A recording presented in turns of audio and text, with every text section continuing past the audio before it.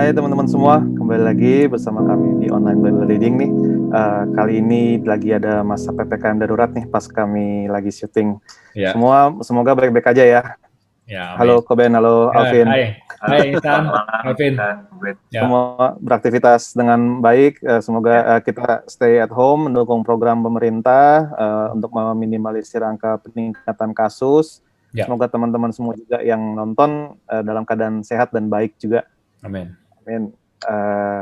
Terus untuk video-video yang lainnya bisa cek ya di IGTV-nya Timothy Purnomo, teman kita yang sudah mendahului kita, sama Hmm, di IGTV-nya Koben. ya, Ada dari Matius, terus dari Galatia, Tesalonika, Korintus, semuanya ada di sana. ya. Sama ada juga Light Bites, Udah beberapa lama ya, sesi-sesi udah lama live nih. bahasan. Iya, udah belum lanjut lagi.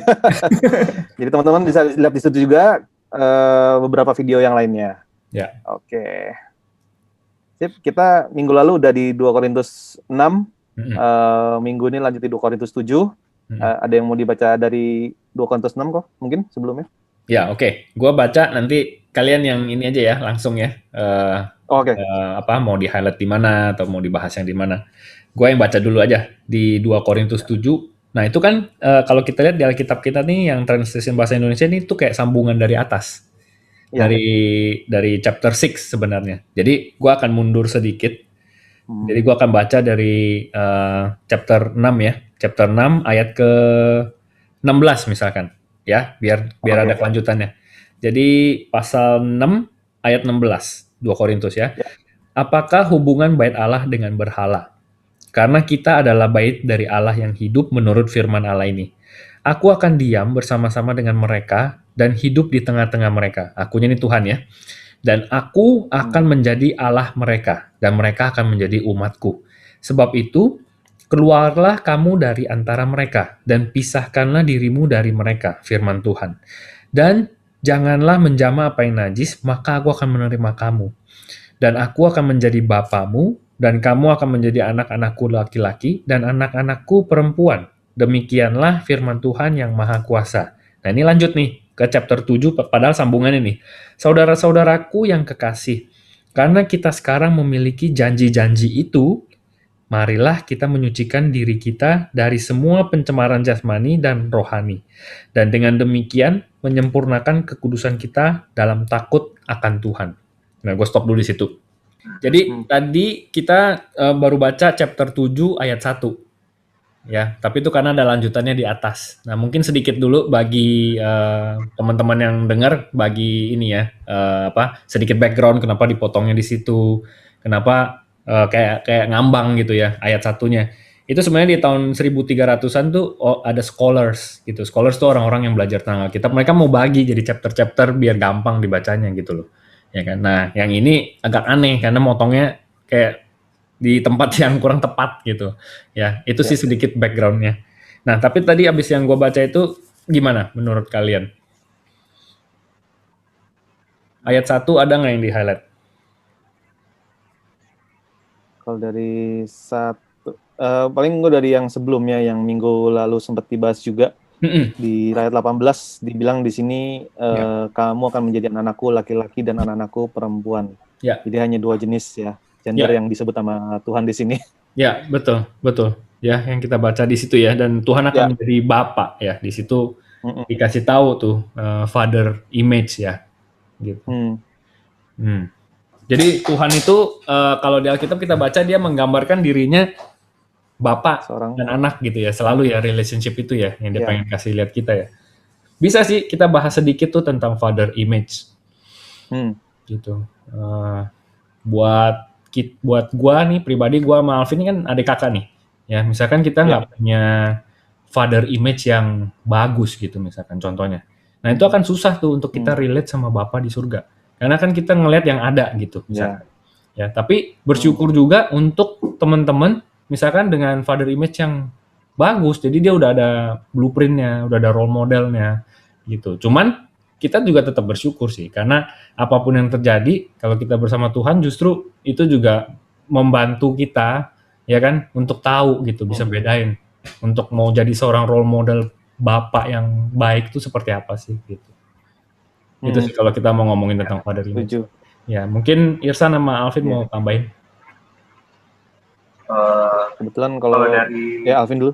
Oke, sorry. Kalau dari ayat yang pertama ini, saudara-saudaraku yang kekasih, karena kita sekarang memiliki janji-janji itu, marilah kita menyembuhkan diri kita dari semua pencemaran jasmani dan rohani, dan dengan demikian menyempurnakan kekudusan kita dalam takut akan Allah. Jadi kalau dari ini sih yang bisa di-highlight, kalau kita takut akan Allah, ya kita akan menerima janji-janji Tuhan.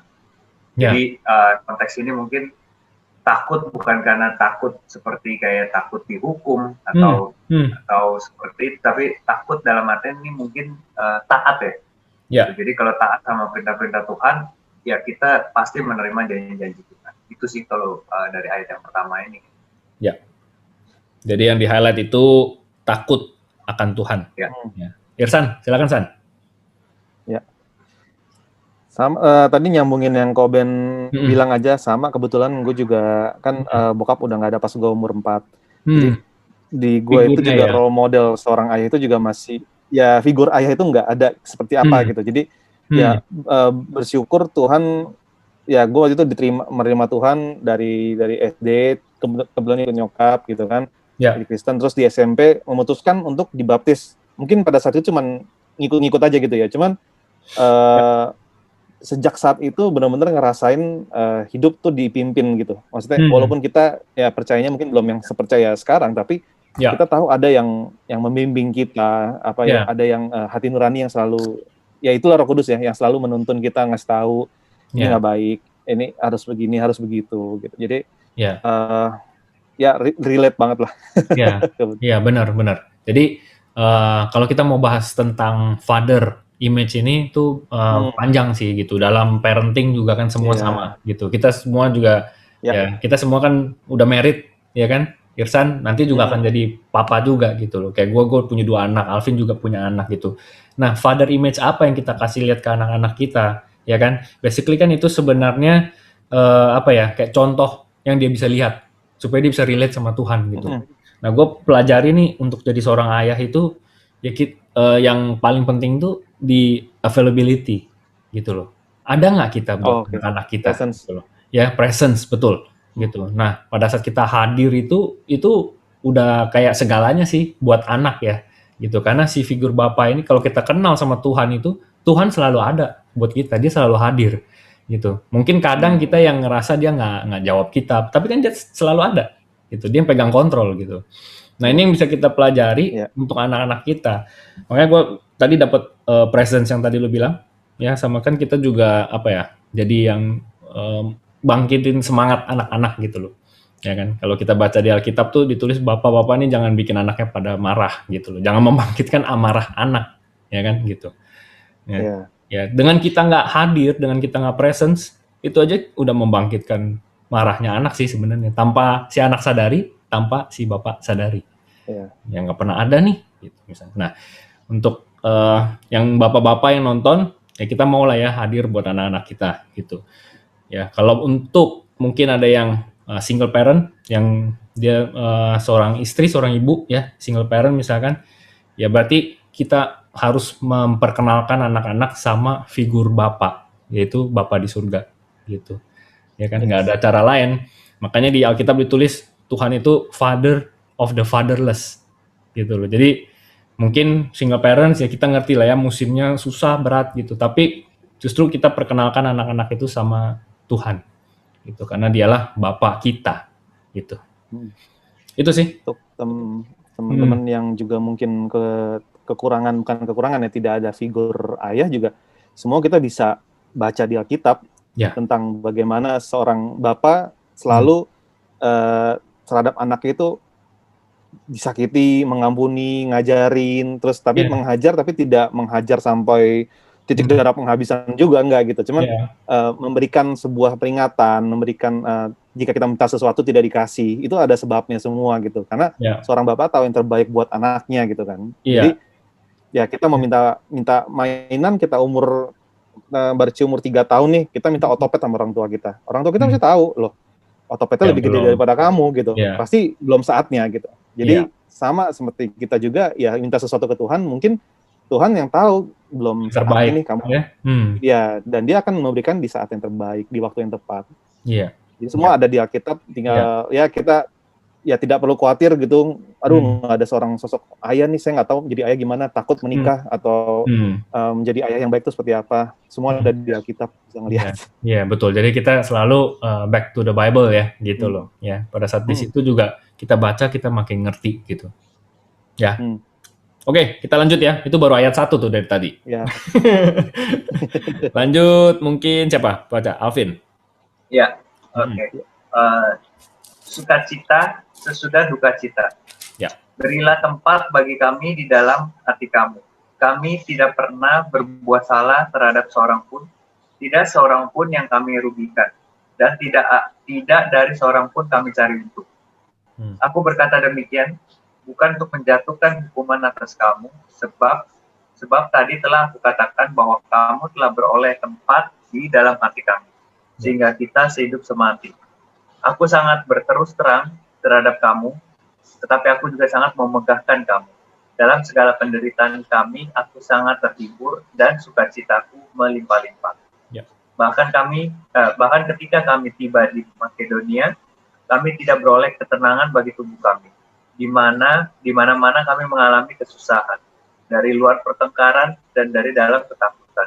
Ya. Tetapi Allah yang menghiburkan orang yang rendah hati telah menghiburkan kami dengan kedatangan Titus. Bukan hanya oleh kedatangannya saja, tetapi juga oleh penghiburan yang dinikmatinya di tengah-tengah kami. Karena ia telah memberitahukan pada kami tentang kerinduanmu, keluhanmu, kesungguhanmu untuk membela aku, sehingga makin bertambahlah sukacitaku. Ya. Jadi meskipun aku telah menyedihkan hatimu dengan suratku itu, namun aku tidak menyesalkannya.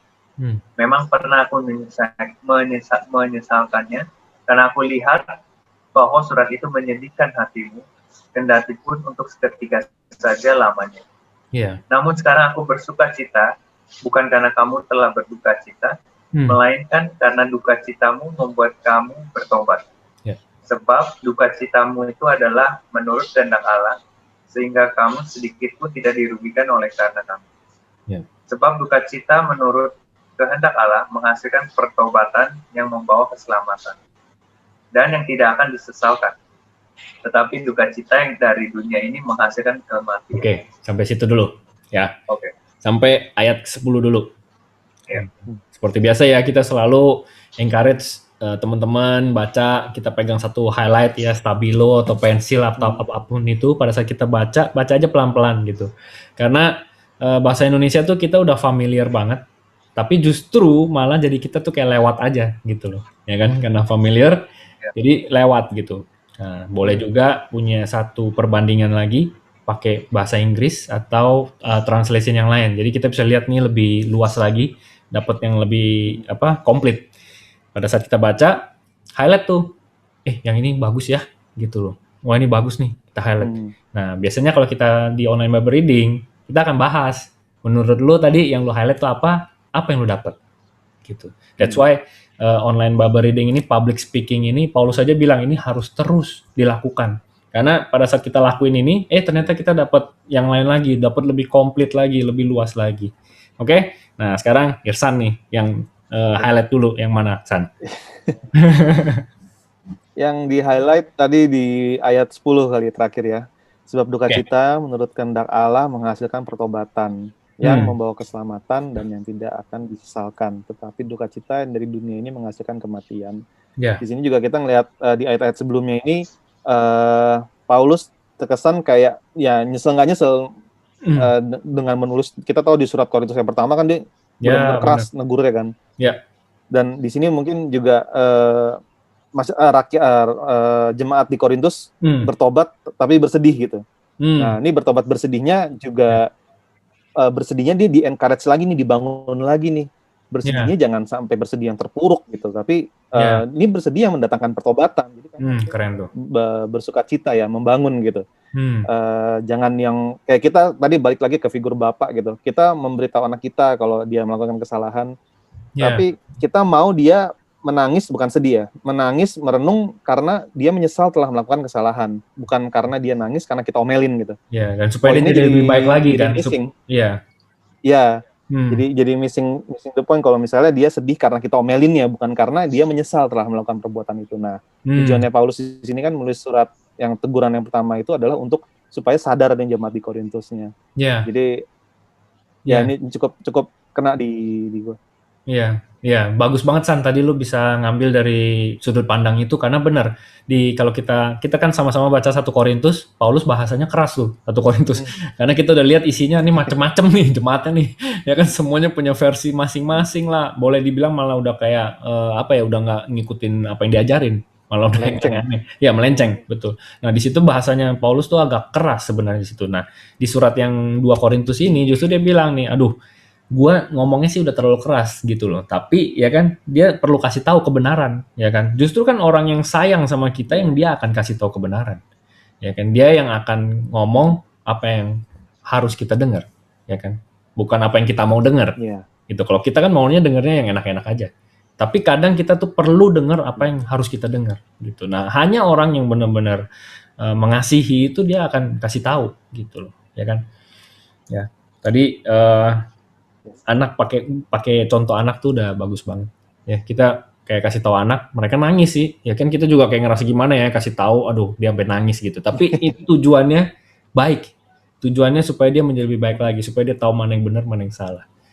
Tadi ada 2 kata tuh, yang satu menuju ke pertobatan, yang satu menuju maut gitu ya. Di ayat keberapa tuh tadi? 10 ya? 10. Ya, duka cita menurut kehendak Allah. Itu bahasa Inggris itu godly sorrow. Godly sorrow. Ya, sorrow. Jadi godly sorrow itu menghasilkan pertobatan yang membawa keselamatan. Dan tidak akan disesalkan. Tetapi duka cita yang dari dunia ini menghasilkan kematian. Ini maksudnya apa? Kalau yang dari dunia itu berarti worldly sorrow. Mendatangkan kematian. Worldly sorrow. Ya. Jadi gue cari tahu tentang 2 ini, gue ketemu satu pastor yang diajarin, dia ngomong kayak gini, San. Dia bilang kayak ada orang kriminal gitu, misalkan kalau dia kena tangkep, sorry-nya kan ada 2 macam. Dia sorry karena dia melakukan itu dan dia mau berubah jadi lebih baik, atau dia menyesal karena dia kena tangkep, gitu loh. Ya kan? Dia menyesal karena dia ketangkep aja. Aduh, gue nyesel nih, ketangkep gue. Nah, ini ada 2 responsnya. Yang satu nanti dia akan menjadi lebih baik ya karena dia bertobat kan. Gitu. Yang satu dia malah mikirin gimana next time gue jangan sampai ketangkep nih. Gitu. Ya kan? Jadi menyesalnya nih beda. Yang satu dia mau berubah, dia udah nggak mau kayak gitu lagi. Yang satu dia masih kayak gitu lagi. Cuma dia jadinya kayak lebih pintar lagi nih untuk supaya dia jangan sampai ketangkep gitu. Nah, itu makanya tadi yang godly sorrow itu kalau bertobat udah nggak mau kayak gitu lagi, berarti ada perubahan, nanti dia jadi lebih baik, ya kan? Makanya ditulis tadi apa? Membawa keselamatan, karena dia udah menjadi lebih baik, dia udah nggak mau kayak gitu lagi, jadi dia bisa selamat, membawa keselamatan. Nah, yang satu lagi, dia itu cuman karena nyesel karena dia ketangkep, besok dia akan mikir gimana supaya jangan ketangkep, tapi dia masih di dalam itu dosa itu. But that's why dia bilang kalau yang dari dunia ini menghasilkan kematian, ya kalau diulang-ulang terus ujungnya jadi mati, gitu. Itu sih yang mau gua highlight di sini karena ada dua comparison dari si Paulus. Oke, apalagi Vin? Enggak sih, tadi udah dijawab juga pertanyaan yang tadinya mungkin gua pengen tanyakan karena kepikiran mungkin nanti teman-teman yang nonton video ini bisa bertanya-tanya, tapi tadi sudah dijawab sama Koben ya. Karena kan judulnya tadi di sini sukacita sesudah duka cita, dan di ayat 10 ini dikatakan duka cita yang duka cita menurut kehendak Allah menghasilkan pertobatan, yang tadi godly sorrow, sama yang dunia duka cita yang dari dunia menghasilkan kematian. Nah, ini tadinya mau tanya, maksudnya nanti ini mungkin teman-teman yang nonton bisa ada pertanyaan, apa sih nih bedanya duka cita yang menurut kehendak Allah sama duka cita yang dari dunia ini gitu, sama-sama duka cita gitu. Tapi tadi sudah terjawab gitu. Jadi godly sorrow and worldly sorrow itu udah jelas gitu. Dan apa maksudnya duka cita yang mendatangkan pertobatan. Jadi udah terjawab sih. Ya, jadi tadi Irsan tadi mention kan tentang background-nya nih. Kenapa bisa sampai di titik ini? Ya karena di 1 Korintus Paulus sudah ngasih tahu tuh semuanya tuh. Ya jebret, makanya dia bilang dia juga berduka cita. Kenapa? Karena dia sedih juga, ngomongnya nih udah pakai yang keras semua, tapi duka cita dia ini, dia bilang dia nyesel nggak? Dia nggak nyesel. Dia bilang sekarang karena gue lihat kalian ini semua udah pada berubah, bertobat jadi lebih baik gitu loh. Makanya dia bilang itu kan tadi di ayat 9, namun sekarang aku bersuka cita, dia bilang gitu. Ya kan bukan karena kamu telah berduka cita, bukan karena lu sedih, bukan karena gua malah lu nangis gitu, bukan. Tapi karena apa? Duka citamu membuat kamu bertobat. Itu yang tadi kalau kita pakai perumpamaan bapak sama anak itu, pada saat kita marahin mereka, dia nangis, besok-besok dia malah udah jadi lebih baik. Itu jadi sukacita buat kita yang jadi bapak. Ya, dia udah belajar tuh. Makanya dia udah jadi lebih baik. That's why kitanya juga nggak merasa sedih karena kita tahu hasilnya ini ternyata dia jadi lebih baik. Membuahkan kebaikan. Ya. Yes. Jelas lah ya sampai sini. Lanjut. Irsan. Gue baca ya. Ayat 11. Sebab perhatikanlah betapa justru duka cita yang menurut kehendak Allah itu mengerjakan pada kamu kesungguhan yang besar, bahkan pembelaan diri, kejengkelan, ketakutan, kerinduan, kegiatan penghukuman. Ya. Di dalamnya semuanya itu kamu telah membuktikan bahwa kamu tidak bersalah di dalam perkara itu. Ya. Sebab itu, jika aku telah menulis surat kepada kamu, maka bukanlah oleh karena orang yang berbuat salah atau oleh karena orang yang menderita perbuatan salah, melainkan supaya kerelaanmu terhadap kami menjadi nyata bagi kamu di hadapan Allah. Ya. Sebab itulah kami menjadi terhibur. Ya. Dan selain penghiburan yang kami peroleh itu, kami lebih lagi bersukacita oleh karena sukacita Titus. Ya. Sebab kamu semua menyegarkan hatinya, aku memegahkan kamu kepadanya, dan kamu tidak mengecewakan aku. Kami senantiasa mengatakan apa yang benar kepada kamu, demikian juga kemegahan kami di hadapan Titus sudah ternyata benar. Dan kasihnya bertambah besar terhadap kamu, apabila ia mengingat ketaatan kamu semua. Ya. Bagaimana kamu menyambut kedatangannya dengan takut dan gentar. Aku bersuka cita, sebab aku dapat menaruh kepercayaan kepada kamu dalam segala hal. Ya. Amin. Ya, amin. Jadi dia mention tentang Titus. Jadi sebenarnya Paulus ini dapat update-nya dari Titus gitu loh, ya kan? Ya kan? Titus. Jadi dia yang udah tulis 1 Korintus pertama, Titus ini ngasih update. Mereka ini udah berubah nih, jadi lebih baik. Makanya dia jadi tahu gitu loh. Makanya dia tulis lagi 2 Korintus ini, isinya kayak gini. Ya. Gitu. Ya. Apalagi yang mau kita bahas dari chapter 7 ini. Lumayan pendek tapi bagus isinya.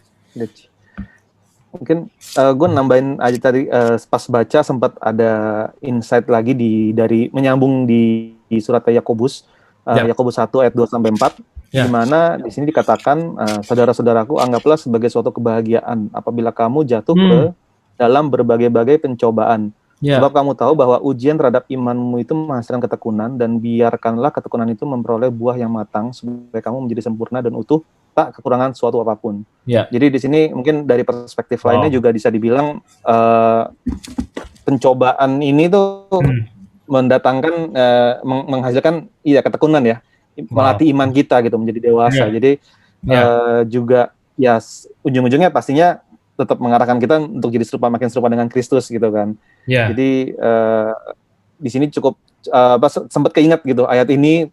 Terus juga di pasal 12 sampai ke 15-nya, gue tambahin lagi ya.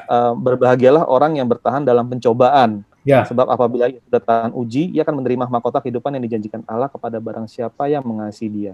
Apabila orang dicobai, janganlah ia berkata pencobaan ini datang dari Allah. Sebab Allah tidak dapat dicobai oleh orang jahat, dan ia sendiri tidak mencobai siapapun, tetapi tiap-tiap orang dicobai oleh keinginannya sendiri. Karena ia diseret dan dipikat olehnya. Dan apabila keinginan itu telah dibuahi, ia memberikan dosa, dan apabila dosa itu sudah matang, ia memberikan maut. Jadi juga pertanyaan kita tadi sampai, ya ini seorang bapak kan, bapak mau ngajarin sesuatu nih. Jadi kan dia bilang berbagai pencobaan, tapi pencobaan itu juga bukan karena Tuhan yang memberikan, tapi karena kita terlalu keseret dengan keinginan kita sendiri gitu ya. Jadi ya justru ya itu yang nyusahin diri sendiri ya kita sendiri. Karena kita terpikat sama dosa itu. Karena yang kita mau nih nggak sesuai nih sama yang kita mau nih, ya kan yang keinginan sendiri itu. Tapi ini tadi lo mention tentang ayat ini jadi kayak sebuah konfirmasi lagi San. Minggu ini gue baru belajar ayat ini. Nah gue pengen share juga nih ke teman-teman. Tadi yang lu baca itu kan dari ayat 2 ya. Kita sama-sama baca ya Yakobus ini ya. Mampir dulu ya. Tadi dia bilang saudara-saudaraku. anggaplah sebagai sebuah kebahagiaan apabila kamu jatuh dalam berbagai-bagai pencobaan, kan dia bilang gitu kan. Jadi kalau lu masuk dalam pencobaan, anggap aja itu sebuah kebahagiaan, ya kan? Kan dia bilang gitu. Nah, yang menarik adalah di ayat ketiga, sebab kamu tahu bahwa ujian terhadap imanmu. Nah, ini menarik. Kenapa kok dia pencobaannya dia ganti jadi ujian? Harusnya kan kalau kalimat di atasnya, apabila kamu jatuh ke dalam berbagai-bagai pencobaan, sebab kamu tahu bahwa pencobaan dong harusnya dong. Tapi dia ganti. Iya.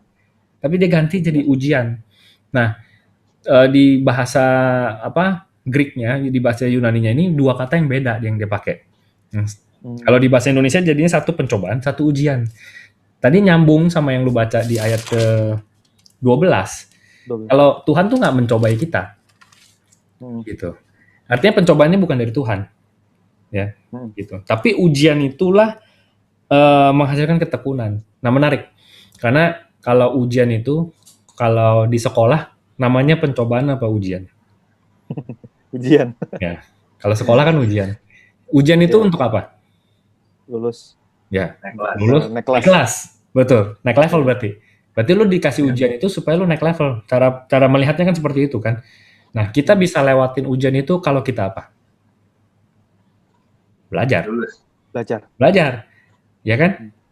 Kan nggak mungkin tiba-tiba ujian muncul, tapi kita belum pernah ada proses belajar. Ya kan? Kita sekolah, belajar dulu, baru nanti bilang, oke, nanti ujian ya, tanggal segini ya. Gitu. Nah, kita nggak bisa lulus ujian itu karena apa? Karena kita nggak belajar. Gitu. Beda sama pencobaan. Kalau pencobaan itu dari luar, kita belum punya jawabannya. Kita nggak ngerti nih, aduh kenapa kita tiba-tiba ada dalam situasi seperti ini ya, gitu. Sedangkan kalau ujian itu kan kalau Tuhan bukan mencobai, ya kan? Nah ujian ini kita udah punya jawabannya, bener nggak? Kalau kita belajar, jadi sebenarnya lu udah dikasih bahan, lu belajar, ya kan? Praktis, nanti ujiannya datang, jadi bisa lewatinnya. Nah pada saat ujian ini bisa lewatin, terhadap iman, ujian terhadap imanmu itu menghasilkan ketekunan. Kitanya jadi lebih rajin lagi gitu. Karena kita tahu kalau ujian datang berarti kita mau belajar sesuatu nih. Gitu loh. Berarti ada yang harus kita pelajari nih. Karena apa? Tujuannya naik level. Mau naik kelas. Tadi balik lagi ke yang kita balik ke 2 Korintus tadi, Paulus pakai bapak sama anak. Sama. Kita pas lagi nguji anak kita, itu kita dengan harapan ya kan udah diajarin. Sekarang nih uji, lu kalau nggak diuji gimana tahu dia udah naik kelas apa enggak? Kan gitu. Tapi kan kita nggak mencobai anak kita, biarin aja nih, biar dia nggak bisa nih, gitu kan nggak kayak gitu loh, ya kan? Gitu. Jadi ada bedanya. Makanya tadi dijelasin lagi di ayat ke-12, kalau Tuhan itu pencobaan itu bukan dari Tuhan kan dibilang gitu kan. Sebab Allah tidak dapat dicobai oleh yang jahat dan Ia sendiri tidak mencobai siapapun, gitu. Ya, itu supaya ada 2 konsep nih, supaya kita nggak pas kita dapat pencobaan. Kita harus lihat itu sebagai ujian buat naik kelas. Nah, jangan kita anggap itu jadi sebuah pencobaan, sedangkan pencobaan bukan dari Tuhan. Yang ada nanti kita malah jadi sebel, kita malah jadi ngeblame, malah jadi pahit sama Tuhan. Aduh, kenapa sih Tuhan begini? Jadi konsep pemikirannya harus benar dulu. Ya, bukan sebuah kebetulan San lu bawa kita ke Yakobus. Ya, Alvin mungkin mau nambahin? Cukup sih, cuma tadi paling nambah sedikit tadi pas waktu Irsan sharing Yakobus sempat muncul nih tiba-tiba tadi bahwa kalau di 2 Korintus ini kan tadi di ayat 11 bilang duka cita yang menurut kehendak Allah. Nah terus di ayat di pasal 12 ini ada kata supaya kerelaanmu terhadap kami menjadi nyata bagi kamu di hadapan Allah. Nah, kerelaanmu ini ada gua highlight sih sebenarnya. Jadi, kalau yang gua dapat dari ini tadi ya, seperti yang tadi Koben juga sempat sharing bahwa di Yakobus itu ujian gitu. Jadi, duka cita yang menurut kehendak Allah. Nah, ini kan Bapak lagi itu mau mengajar anak gitu. Nah, di sini ada kerelaanmu. Di sini kalau yang gua tangkap ini kayak kerelaanmu itu tuh kayak bukan rela seperti yang kita baca, tapi lebih kayak kapasitas hati kita ini harus diperbesar gitu dengan humility ya, dengan kerendahan hati mau diajar gitu.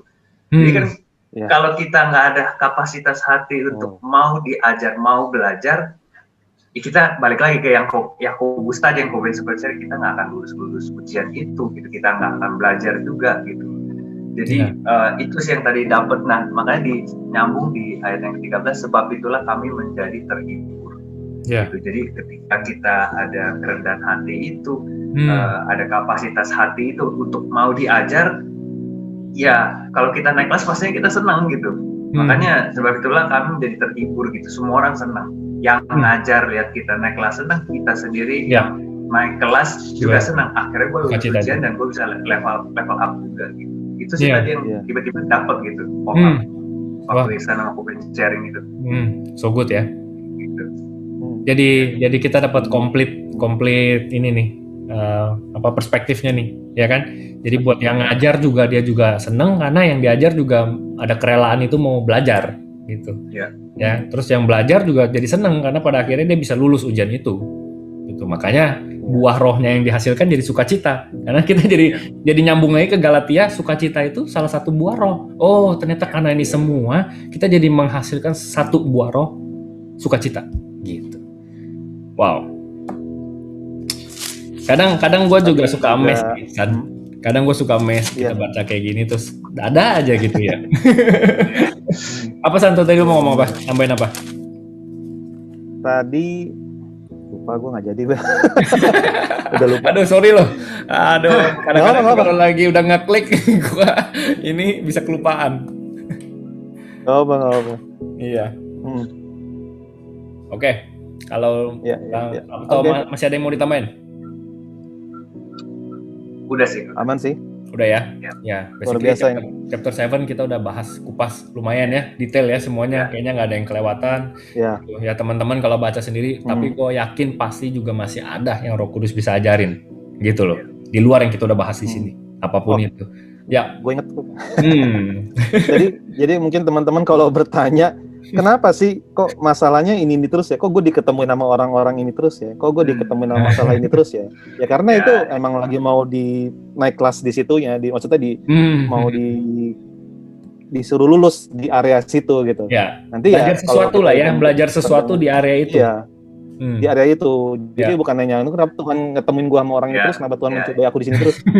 Ya enggak, Tuhan baik, God is good all the time. Jadi yang ada kita harus berkaca sama diri kita, berarti ada yang salah nih sama kita dalam meresponi masalah itu gitu kan. Jadi paling tambahan itu dong tadi. So good gitu. Jadi kita dapat nih, gue sering pakai kata 360 karena kita udah muter satu lingkaran, jadi dapat semua nih, mau lihat dari sudut-sudut mana gitu. Chapter 7, thank you teman-teman untuk Ihsan sama Alvin. Minggu depan kita sambung lagi chapter 8 gitu, pastinya lebih seru lagi. So thank you for your time, thank you for your consistency. Selamat malam, selamat beristirahat. Tuhan Yesus memberkati. Selamat malam semua. Ya.